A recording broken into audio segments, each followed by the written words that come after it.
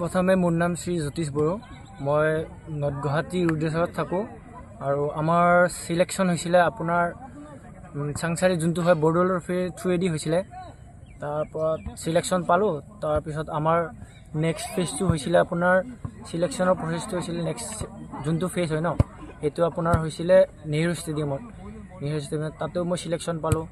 তাৰপৰা ফাইনেল চিলেকশ্যনটো হৈছিল আপোনাৰ চাইত যোনটো আমাক ৰাখিল 6 দিনীয়া কেম্প আছিলে সেইটো তাতে 70জন ল'ৰা আছিলে তাৰে পৰা 17জনত মোৰ নামটো গৈছে মানে মই তাতে স্থান পাইছোঁ 17টা ল'ৰাৰ মাজত কেতিয়ালৈ যাবা আৰু ক'ত যাবা